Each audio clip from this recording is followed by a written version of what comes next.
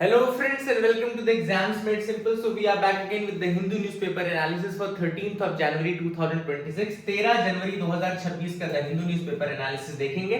आप लोग से रिक्वेस्ट रहेगी कि please do like the video and do share it among your friends.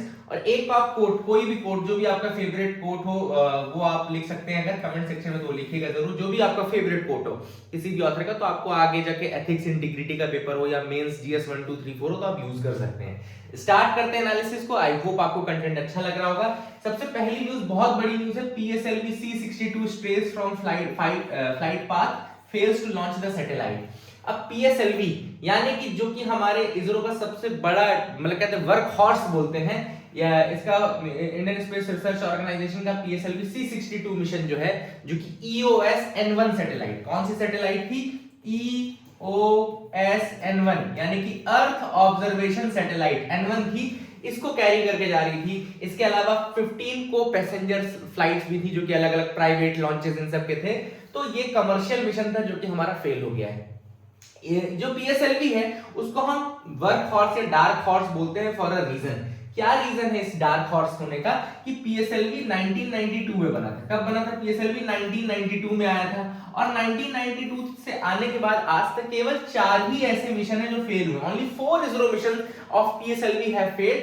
लेकिन दुख की बात यह है कि पिछले एक साल में 2 मिशन फेल हो चुके हैं इन द लास्ट 1 ईयर। मतलब सोचो 1992 से अभी तक कितने साल हो गए, उनमें से 4 ही फेल है और लास्ट एक साल में 2 मिशन फेल हुए हैं। जिनमें से एक तो 18 मई 2025 को PSLC C61 लॉन्च फेल हो गया था। इसमें भी थर्ड स्टेज में प्रॉब्लम थी। और इस बार का जो लॉन्च हमारे यानी कि PSLV C62 ये भी थर्ड स्टेज में प्रॉब्लम आई है। ठीक है ना? तो that is the thing which is there, जो कि थोड़ा प्रॉब्लमैटिक है। पहला जो फेलियर मिशन का हुआ था वो पीएसएलवी D1 मिशन में हुआ था। फर्स्ट मिशन जो कि फेल हुआ था और 1993 में ये फेलियर था, इनिशियल हो गया था। सेकंड फेलियर हुआ था पीएसएलवी C39 जो कि 2017 में हुआ था। यानी कि अगर एक हम चीज देखें तो प्रेजेंट गवर्नमेंट 2017 में भी थी, प्रेजेंट गवर्नमेंट 2025 में भी दोनों बार थी। तो 3 लॉन्चेस तो अभी फेल हो गए 17 से 25 में। तो थोड़ा anyways you can make some calculations from there, but this is how the thing is. Now मैं आपको थोड़ा सा इसरो का दिखा देता हूँ कि इसरो क्या बोलता है अपने इस डार्क हॉर्स के बारे में। So I have this website open with me। ये इसरो की वेबसाइट है। इसमें अलग अलग कॉम्बिनेशंस होते हैं। जैसे कि अगर आप देखें तो ये पीएसएलवी एक्सेल कॉन्फ़िगरेशन होता है, अलग अलग कॉन्फ़िगरेशंस होते हैं। यहाँ पे लिखा हुआ है कौन कौन से कॉन्फ़िगरेशंस हैं। ठीक है, स्ट्रैप ऑन मोटर्स जहां होगा तो देखो कौन कौन से कॉन्फ़िगरेशन। एक एक्सेल कॉन्फ़िगरेशन होता है, एक क्यूएल होता है और एक डीएल होता है। XL, QL and DL variant होते हैं जिसमें अलग अलग स्ट्रैप ऑन मोटर जो होते हैं स्ट्रैप ऑन, वो कितने यूज हो रहे हैं उनके बेसिस पे। तो जैसे जो एक्सेल कॉन्फ़िगरेशन है उसमें 6 स्ट्रैप ऑन मोटर्स हैं, जो क्यूएल है उसमें 4 स्ट्रैप ऑन मोटर्स हैं, जो डीएल वेरिएंट है उसमें 2 स्ट्रैप ऑन मोटर्स हैं। ये आपको याद रखना है। दिस इज द थिंग जो कि डिफरेंशिएट करती है। ये कुछ इस तरीके से पीएसएलवी का स्ट्रक्चर होता है और इसमें 4 स्टेजेस आ रहे हैं। जैसे कि यहाँ पे आप देख सकते हैं देयर आर 4 स्टेजेस। देखो 4 वेरिएंट है PSLV CA, DL, QL and XL जो मैंने अभी बताया। देन पेलोड जो होता है कहां ले जाते हैं? ज्यादातर sun synchronous polar orbit. 1750 kilogram of payload तक ले जा सकते हैं। लगभग जो पोलर ऑर्बिट्स हैं वो 600 किलोमीटर के एल्टीट्यूड पे रहते हैं, तो 600 किलोमीटर तक ले जाते हैं। ये भी आप देख लीजिए। फिर कुछ पेलोड 1425 तक जाते हैं, मतलब किलोग्राम तक। अलग अलग वेरिएंट्स की बात है। 4 स्टेज जो है, फोर्थ स्टेज जो होती है इसमें 2 लिक्विड इंजन्स का यूज होते हैं। जो थर्ड स्टेज होती है वो सॉलिड रॉकेट होता है, सॉलिड रॉकेट मोटर होता है। और यही इसी स्टेज में प्रॉब्लम आई थी। ठीक है ना? इस बार जो प्रॉब्लम आई थी वो इसी में आई थी। पीएसएलवी जो सेकंड स्टेज है अर्थ स्टोरेबल लिक्विड रॉकेट इंजन होता है, एंड पीएसएलवी जो फर्स्ट स्टेज है वो अगेन सॉलिड रॉकेट। तो सॉलिड लिक्विड कुछ इस तरीके से कॉन्फ़िगरेशन होता है। First solid and liquid, third stage solid. Strap on Motors मैंने आपको बता दिया, एक्सेल में 6, क्यूएल में 4 और डीएल में 2 होते हैं। ठीक है ना? यहां पे आप देख सकते हैं पहला जो सक्सेसफुल लॉन्च हुआ था इसका वो 1994 में हुआ था। First successful launch was in 1994। तो ये भी देख लीजिए। फेलियर मैंने आपको 1993 का बताया है। इसके अलावा जो बहुत सक्सेसफुल जो मिशंस हैं इसके, उसमें एक मार्स ऑर्बिटर मिशन है। The Mars orbiter mission is there. इसके अलावा ये लिखा है ना Mars orbiter mission, if I can, yes, Mars orbital mission। ये 2013 में था, जो कि travel to moon and Mars respectively. तो मून में गया चंद्रयान 1, मार्स में गया MOM मिशन, ये दोनों PSLV के मिशन थे, है ना, दैट इज इंपॉर्टेंट। जब PSLV C48 जो था वो 50th लॉन्च था PSLV का, C48 was the 50th launch, ये भी आपको याद रखना है। And it has earned the title of work horse of ISRO. Work horse of ISRO क्यों कहा जाता है? बिकॉज ऑफ द कंसिस्टेंसी, जो इसकी कंसिस्टेंटली डिलीवर करने की क्षमता है ना, उस कारण से इसको हम वर्क हॉर्स बोलते हैं। तो these are some of the important points जो कि आप याद रख सकते हैं रिगार्डिंग दिस। ठीक है, पहली न्यूज हो गई। सेकंड न्यूज पर आते हैं। सेकंड न्यूज है basically retail inflation eight 3 month high of 1.33 इन दिसंबर। तो रिटेल इन्फ्लेशन की बात चल रही है, ज्यादा हो चुका है। पहली चीज तो मैं इस न्यूज आर्टिकल को इसलिए बता रहा हूं क्योंकि आपको एक चीज बतानी कि इन्फ्लेशन अगर हो जाए इकोनॉमी में तो क्या क्या चीजें होती हैं। देखो सिंपल सी बात है, इन्फ्लेशन का बढ़ना मतलब महंगाई का बढ़ना। अब ये दो चीजों की शोकेस करती है, दो चीजों को शोकेस कर क्या कर रही है कि डिमांड बहुत ज्यादा होगी। तो याद रखिएगा, हमेशा जब डिमांड बढ़ती है ना, डिमांड जब बढ़ेगी या कहना चाहिए जब ग्रोथ बढ़ेगी, तो उस कारण से भी इन्फ्लेशन आपका बढ़ता है, क्योंकि जब आप ज्यादा डिमांड करेंगे तो प्राइसेस बढ़ना शुरू हो जाएंगे, और जब डिमांड घटती है तो प्राइसेस घटना शुरू हो जाते हैं। तो डिमांड बढ़ने के कारण ही आपका इन्फ्लेशन बढ़ता है। तो एक तो ये ग्रोथ दिखाता है, ठीक है ना। दूसरी चीज इंपॉर्टेंट ये कि अगर इन्फ्लेशन बहुत ज्यादा बढ़ जाए तो आपको क्या करना चाहिए? तो आप क्या कर सकते हैं, मॉनेटरी पॉलिसी में चेंज कर सकते हैं। मॉनेटरी पॉलिसी कौन करता है? मॉनेटरी पॉलिसी करता है RBI।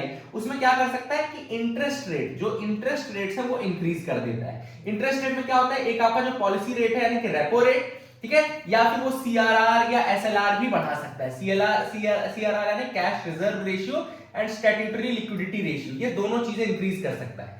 अगर ये भी नहीं करना है तो वो क्या कर सकता है कि open market operation, RBI open market operation कर सकता है, जिसमें कि buying and selling of government securities होती है, buying and selling of securities.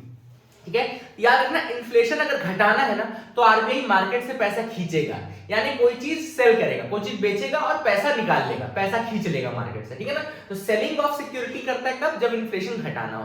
और अगर इन्फ्लेशन बढ़ाना है यानी कि अगर ग्रोथ बढ़ानी है तो वो मार्केट में पैसा डालेगा। पैसा कैसे डालेगा? कोई चीज बाय करेगा और पैसा मार्केट में डालेगा। तो this is how it works, ठीक है ना।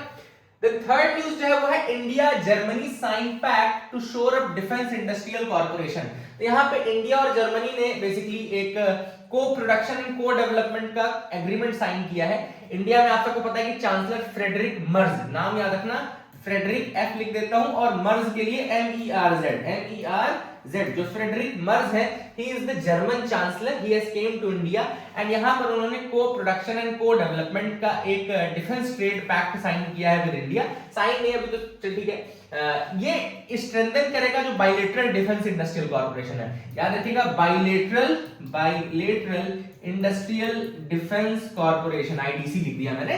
तो बायलैटरल इंडियन बिलाल लग रहा है, this is how it, bilateral का बिलाल लग रहा है but it is bilateral IDC, industrial defence corporation. तो I hope you got clarity regarding these 3 news articles as of now.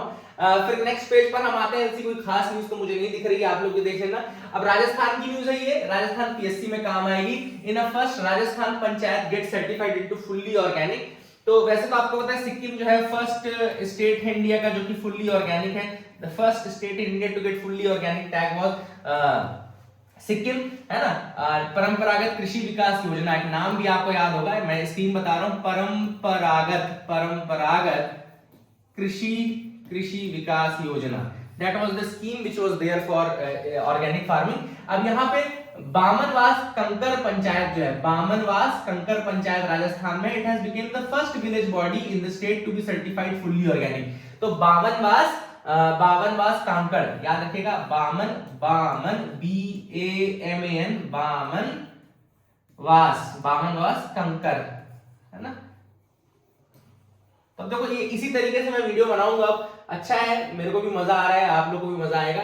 और इसमें आज से ही मैं कोशिश करूंगा कि आप लोग का जो करंट अफेयर्स के रिवीजन सीरीज है उसमें भी ऐसे वीडियो बनेंगे, प्लस नोट्स आज आपको अपलोड कर दी जाएगी करंट अफेयर्स के रिवीजन सीरीज में। प्लस करंट अफेयर्स की रिवीजन सीरीज में आज हम क्या डालेंगे, आज हम प्रीलिम्स के स्पेसिफिक क्वेश्चंस डालेंगे। तो जिन लोगों ने अभी तक रिवीजन सीरीज ज्वाइन नहीं किया ना, वो ज्वाइन कर लेना, नीचे डिस्क्रिप्शन कमेंट में लिंक है। आज प्रीलिम्स के लिए एक टेस्ट पेपर नहीं मतलब प्रैक्टिस पेपर डालूंगा, किस तरीके से क्वेश्चन आते हैं करंट अफेयर्स के, वो अपन आज देख लेंगे, ठीक है ना। उसके ऊपर भी लेक्चर बनेगा, ऑब्वियसली बात है। आगे मूव करते हैं। Despite ban high stake rooster fight thrive during the Sankranti Anakapalli. तो संक्रांति यानी कि मकर संक्रांति कब होती है? 14 जनवरी को होती है ना, 14 जनवरी को होती है।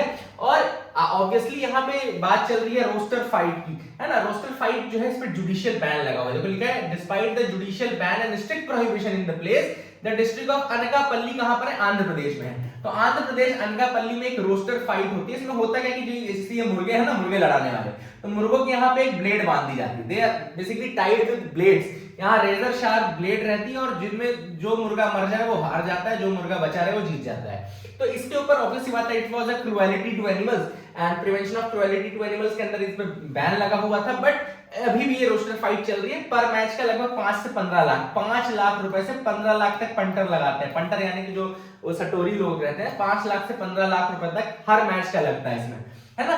एंड रोस्टर फाइट बेसिकली यहाँ पर रूल लिखा हुआ है कि it's a punishable offence, it's a punishable offence. And ये पनिशेबल ऑफेंस है prevention of cruelty to animals act के अंतर्गत, जो कि 1960 का एक्ट है। Prevention of cruelty to animal act 1960 का है। इसमें एक नाम बहुत फेमस है, रुक्मणी देवी अरुंडेल। रुक्मणी देवी अरुंडेल ये भरतनाट्यम की डांसर रही है, लेकिन एनिमल राइट्स के लिए भी बहुत काम किया है रुक्मणी देवी अरुंडेल ने, तो ये भी आप याद रखिएगा। इसके अलावा आंध्र प्रदेश का एक लोकल एक्ट भी है, गेमिंग एक्ट 1974 का है। प्लस आंध्र प्रदेश के हाई कोर्ट ने भी ये कहा है कि भैया आपको ये रोस्टर फाइट रोकनी पड़ेगी because it creates cruelty to animals and all. तो I hope you got clarity regarding this news article as well. अगली जो न्यूज़ है वो है India to be invited to join US led initiative Pax Silica. अब India जो है उसको इनवाइट किया जा रहा है for initiative which is known as Pax Silica. अब यहाँ पर एम्बेसडर जो यूएस के हैं टू इंडिया, वो इंडिया में आए थे भी अपना पोजीशन ग्रहण करने। तो उन्होंने बताया कि India will be invited to join Pax Silica which is a US led 8 nation arrangement. याद रखिएगा 8 नेशन है इसमें, 8 नेशंस हैं। It's a US led initiative, US led है ऑब्वियसली बात है। पर किस लिए है Pax Silica? To cooperate on semiconductors, critical minerals and artificial intelligence. याद रखिएगा semiconductors, critical minerals and artificial intelligence. AI, critical minerals आपको पता ही है जो कि आपके क्रिटिकल इंफ्रास्ट्रक्चर के लिए नीडेड है, एंड सेमीकंडक्टर्स के लिए है। तो ये पैक्स सिलिका आपको याद रखना है, Pax Silica India will be invited to join this. याद रखिएगा ओरिजिनल जो है वो ओरिजिनल जो लॉन्च हुआ था उसमें इंडिया को इनवाइट नहीं किया गया था। याद रखिएगा in the original setup India was not invited. और ओरिजिनल पैक्स सिलिका में क्या था, दिसंबर में बात चल रही थी पैक्स सिलिका की, वॉशिंगटन 2025 में बात चल रही थी दिसंबर में। और तब इसमें जो कंट्रीज थी उसमें एक तो क्वाड के जो 2 मेंबर्स हैं जापान और ऑस्ट्रेलिया, क्वाड के जापान ऑस्ट्रेलिया हो गए। I2U2 में जो इजराइल और यूएई है, इजराइल और यूएई है, वो 4 मेंबर हो गए। देन साउथ कोरिया हो गया, सिंगापुर हो गया, यूके हो गया एंड नीदरलैंड हो गया। 4 कंट्रीज है, साउथ कोरिया, सिंगापुर, यूके और नीदरलैंड। तो 8 कंट्रीज ये थी। मतलब सोचो I2U2 में भी इंडिया है, I2U2 में भी इंडिया है, वहां से इंडिया को हटा दिया। क्वाड में भी इंडिया है, वहां से भी इंडिया को हटा दिया था इन्होंने। और 4 कंट्री जो Netherland, South Korea, Singapore, UK है उसमें तो ठीक है ले लिया। अब इंडिया को दोबारा इन्होंने इनवाइट किया तो 9 मेंबर हो जाएंगे, लेकिन अभी इंडिया हुआ नहीं है। तो दैट इज द थिंग, जब होंगे तब देखा जाएंगे, है ना। तो that is again a thing which is there. I hope you got clarity regarding that. आगे मूव करते हैं, देखते हैं और क्या इंपॉर्टेंट न्यूज़ आर्टिकल्स हैं। यहाँ तो ऐसी कोई खास न्यूज़ नहीं दिख रही है जहां पे हमको डिस्कस करना चाहिए एग्जाम पॉइंट ऑफ व्यू से, तो यहाँ पे भी आगे बढ़ेंगे। Let's move ahead. आप भी मेरे साथ आगे बढ़ सकते हैं। कोई भी ऐसी चीज अगर मुझे लगती है कि जो हमको जाननी जरूरी है तो मैं आपको बता दूंगा। अब देखो यहाँ पर लिखा है what do the 2 PSLV mission failures in a row means for ISRO. Obviously बात है 2 लगातार PSLV के मिशन मतलब फेल हो जाना बड़ी न्यूज है ना। तो यहाँ पर ऑब्वियसली बात है वही लिखा है कि जो वर्कहॉर्स है वो टाइटल हमको क्यों मिला था, because of our history of reliable launches, reliable launches के कारण मिला था। और थर्ड स्टेज में ही दोनों लॉन्चेस में थर्ड स्टेज में कंसेक्यूटिव फेलियर देखने को मिला है, जो कि शोकेस करता है कि ऑब्वियसली बात है अब या तो कोई बहुत वैसी डिटेल प्रॉब्लम रही हो, या फिर अगर हमारी नेग्लिजेंसी की वजह से है तो हम ऑब्वियसली बात है डेटा रिलीज नहीं करेंगे, है ना। नेग्लिजेंसी का डेटा रिलीज इसलिए नहीं करेंगे क्योंकि इंटरनेशनल लेवल में सही नहीं लगेगा। तो वही ऑथर ने कहा कि रीजन फॉर फेलियर जो है ओवरऑल वो बताया नहीं जाना चाहिए, क्योंकि ऑब्वियसली बात है दैट विल क्रिएट मतलब डेंट इन आवर क्रेडिबिलिटी, हमारी क्रेडिबिलिटी पे ही डेंट है ये। तो this is what has been said in this article. अब एक न्यूज़ यहाँ पे निपा वायरस की है, बट निपा वायरस के बारे में मैं थोड़ा सा आपको एक बार गूगल करके बताता हूँ, क्योंकि मैंने अलग से नोट्स तो नहीं लिखी है और जो मेरे को याद है उसमें आपका काम होगा नहीं एग्जाम पॉइंट ऑफ व्यू का। तो लेट्स सी, मैं यहाँ पे टाइप कर देता हूँ निपा वायरस, ठीक है। तो let's see about Nipah virus, क्योंकि एक न्यूज आई थी तो निपा वायरस वाले की, ऐसा नहीं है कि अपन को नहीं बनेगा, चलो यहाँ देख लेते हैं। Nipah alert in West Bengal, what is the virus, its symptom and how to protect. तो वेस्ट बंगाल में इसके हैं, अभी रिसेंटली वेस्ट बंगाल में 2 केसेस भी देखने को मिले हैं। देखो brief history of the outbreak देख लेते हैं, let's see the brief history of, मेरे को ये नहीं पता कि ये इसमें ऐसे चलेगा कि नहीं चलेगा।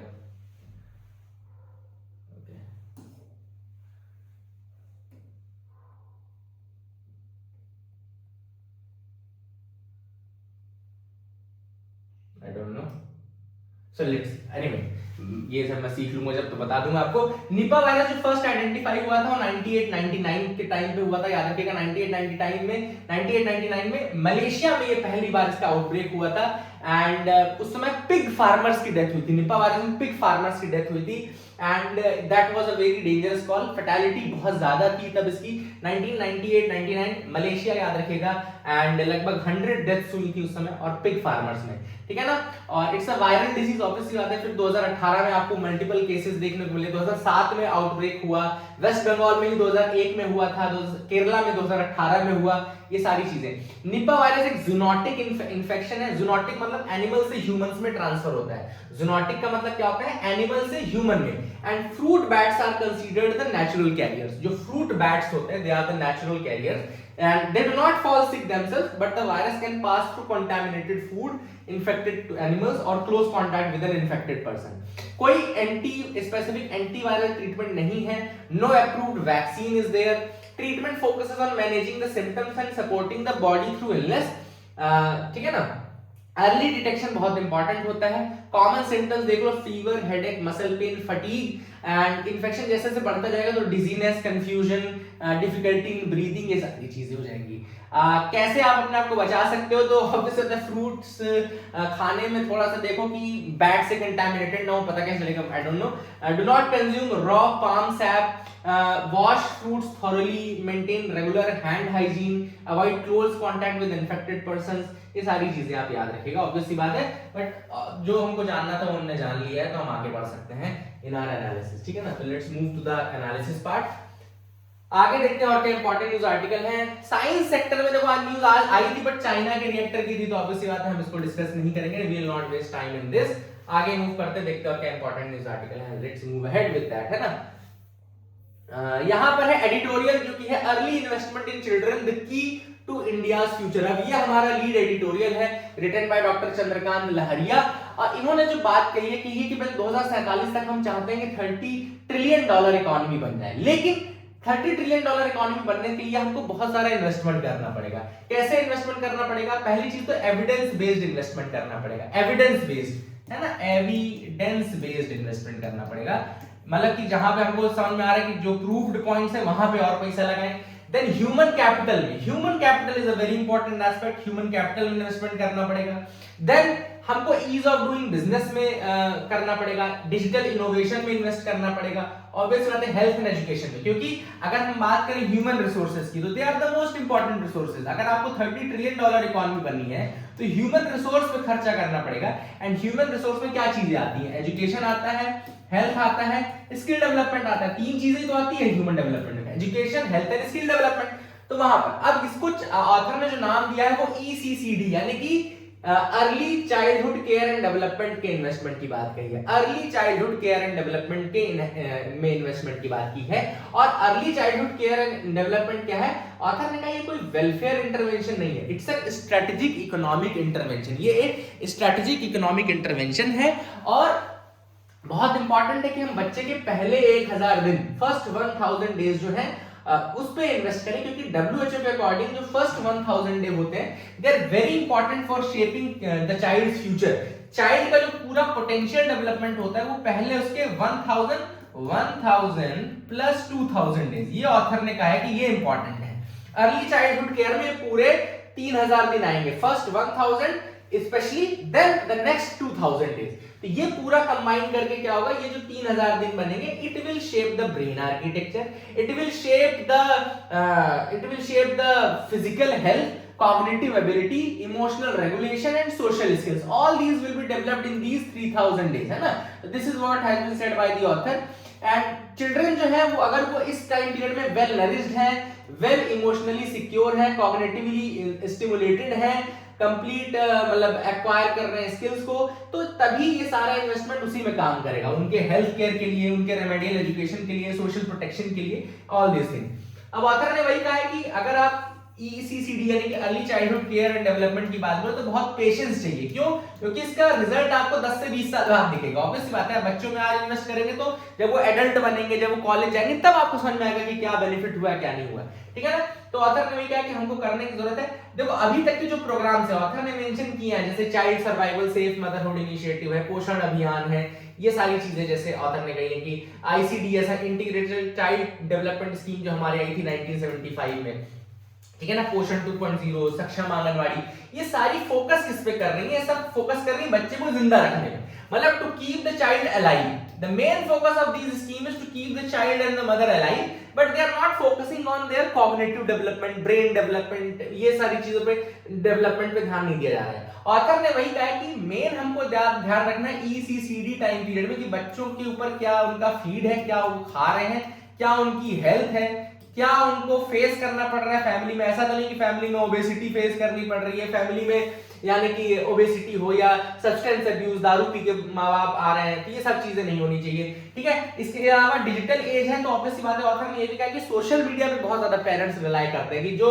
अब आजकल सोशल मीडिया में आप जानते हो हर चीज ही आ रही है, तो चाइल्ड सोशल मीडिया पे गाइडेंस के लिए अवेलेबल जाते हैं, लेकिन वो क्रेडिबल और स्ट्रक्चर्ड नहीं है. That support is neither credible nor structured, मतलब कि पहले तो किस चीज को माने किसको नहीं वो भी समझ नहीं आता. तो ऐसे में गवर्नमेंट को इंटरवीन करना चाहिए. जहां पे भी क्रेडिबल सोर्सेज इंफॉर्मेशन के अवेलेबल नहीं हो, वहां पे किसको इंटरवीन करना चाहिए, गवर्नमेंट को इंटरवीन करना चाहिए. तो this is what has been said by the author in this article. I hope you got clarity.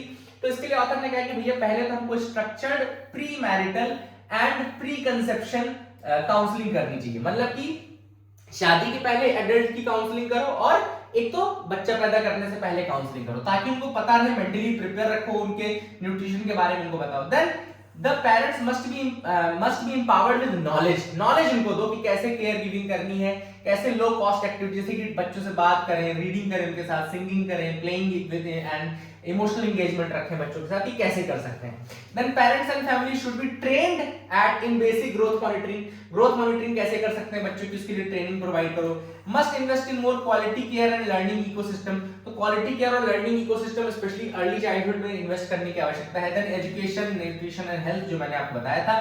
Then preconception health and the first 3000 days, इसको एक नेशन वाइड सोशल कन्वर्सेशन के रूप में लो, अवेयरनेस फैलाओ, वर्क प्लेस कम्युनिटीज, आंगनवाड़ी, सब जगह information दो. Then schools also should engage parents as partners, क्योंकि बच्चा स्कूल में भी सीखता है और घर में भी सीखता है, तो पेरेंट्स को जरूर इंक्लूड करें as a partner. I hope you got clarity regarding this as well. आगे मूव करते हैं. Why is article 6 a powerful tool for India. अब ये जो आर्टिकल लिखा गया है, ये लिखा गया है आर्टिकल 6 के ऊपर. Article 6 of what? Article 6 of the Paris treaty. याद रखिएगा, article 6 of the Paris treaty जो की बात करता है कार्बन मार्केट की. कार्बन मार्केट में आपको बहुत आसानी से एक्सप्लेन करता हूं, सिंपल भाषा में एक्सप्लेन करता हूं ताकि आपको लेमन टर्म में समझ में आए. ये दो नेबर्स हैं, सपोज करो ए है और एक नेबर बी है, जिसमें से ए तो बड़ा भौकाल वाला है, बहुत पैसे वाला है, मैं लिख देता हूं रिच लिख देता हूं, और बी वाला जो है बहुत ज्यादा रिच नहीं है, बहुत ज्यादा रिच नहीं है, थोड़ा पुअर है. तो अब क्या होता है, मान लो ए के पास टेक्नोलॉजी है कि वो खर्चा करके अपने कार्बन एमिशन को कम कर सकता है, पर बी के पास अभी टेक्नोलॉजी नहीं है, मतलब पैसा इतना नहीं है कि वो टेक्नोलॉजी खरीदे फिर ये करे. तो क्या दोनों क्या करेंगे, ए जो है वो अपना रिन्यूएबल टेक्नोलॉजी लगा करके अपना एमिशन कम करेगा और अपना एमिशन और कम कर लेगा, और टेक्नोलॉजी लगाकर एक्स्ट्रा कम कर लेगा. एक्स्ट्रा जो कम करेगा वो उसके पास कार्बन क्रेडिट्स के रूप में आ जाएगा, जैसे C1, C2, C3, ये इसके पास कार्बन क्रेडिट्स आ गए, मतलब उसने अपना तो कम किया ही, प्लस उसने बी वाले का भी पोर्शन खुद ही कम कर दिया. अब बी वाले का खुद करके वो क्या करेगा, बी वाले को ये क्रेडिट्स बेच देगा, केवल क्रेडिट बेचेगा। अब देखो बी को ना तो टेक्नोलॉजी खरीदनी पड़ी ना कुछ करना पड़ा, उसने सिर्फ क्या खरीदा, कार्बन क्रेडिट खरीदा और उसका एमिशन अपने आप कम मान लिया गया। क्यों? क्योंकि उसकी जगह किसने एमिशन कम कर लिया था, ए ने। जितना ए ने कम किया वो उसने बी को बेच दिया, उसके पैसे ले लिए, भाई मैंने तुम्हारे लिए इतना कम कर दिया, मेरे को पैसे दे दो।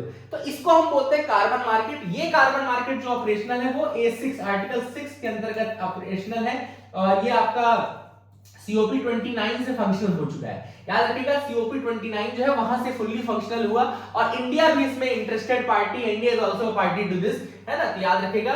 एंड इंडिया ने अभी इसके अंतर्गत जापान के साथ मिलकर के साइन किया है पैक्ट। याद रखिएगा इसी आर्टिकल 6 जो कार्बन क्रेडिट मार्केट है उसमें इंडिया ने जापान के साथ साइन किया है, यहाँ पे लिखा भी है ये JCM पार्टनरशिप। याद रखिएगा जॉइंट कंसल्टेटिव मैकेनिज्म पार्टनरशिप जो है हमने जापान के साथ साइन किया, जिसमें जापान जो है वो इन्वेस्ट करेगा in India's green projects, India के ग्रीन प्रोजेक्ट्स में, इंडिया में एमिशन कम करने के लिए क्लीन टेक्नोलॉजीज में इन्वेस्ट करेगा जापान। इंडिया को क्या करने की आवश्यकता, ऑथर ने कहा कि भाई हमारे यहाँ क्लियरेंसेस बहुत देर मिलते हैं प्रोजेक्ट के, तो हमको ये कोशिश करने की आवश्यकता है कि हमको क्लियरेंसेस जल्दी जल्दी मिल जाए। That is the first thing which the author has said in this article. I hope you got clarity regarding that. Then build and strengthen the removal market, the global demand for carbon removal is rising, article 6 provision and deal, है ना, तो हमको obviously बात है इसमें करने की आवश्यकता है।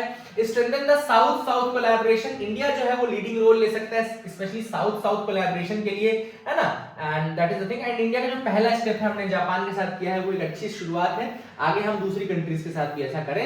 That is what has been mentioned by the author in this article. अगली न्यूज़ है ट्रंप कौन सा लॉ वायलेट कर रहे हैं, इंटरनेशनल लॉ। आपको पता है कि ट्रंप ने वेनेजुएला पे अटैक किया है which is a फ्लैग्रेंट violation of international law. कौन से लॉ का वायलेशन है, तो जो यूएन चार्टर है, यूएन चार्टर का आर्टिकल 2 सब क्लॉज 4 जो है उसका वायलेशन है, क्योंकि आर्टिकल 2 सब क्लॉज 4 जो है वो बोलता है इट प्रोहिबिट्स द थ्रेट और use of force against the territorial integrity. मतलब आप यूज नहीं कर सकते हैं फोर्स को against the territorial integrity and political independence of any state. किसी भी स्टेट की पॉलिटिकल इंडिपेंडेंस और टेरिटोरियल इंटीग्रिटी के अगेंस्ट आप अटैक नहीं कर सकते हैं बिना अप्रूवल ये किसका, यूएनएससी का, यानी कि यूनाइटेड नेशन सिक्योरिटी काउंसिल का अप्रूवल लिए बिना आप नहीं कर सकते हैं। या फिर अगर आप करेंगे तो आप केवल सेल्फ डिफेंस में करेंगे, ठीक है ना, सेल्फ डिफेंस में करेंगे। तो दीज आर द थिंग्स जिसका वायलेशन किया है डोनाल्ड ट्रंप ने। याद रखिएगा डेटा सेंटर वाला आर्टिकल मैं नहीं बताऊंगा, बहुत इंपॉर्टेंट नहीं है, कुछ भी फालतू लिखा हो। तो I think that is it for the day.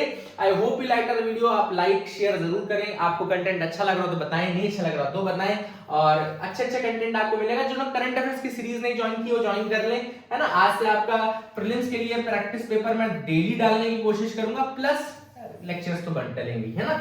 That is it for the day. Keep loving us, keep sharing us. Thank you, have a nice day.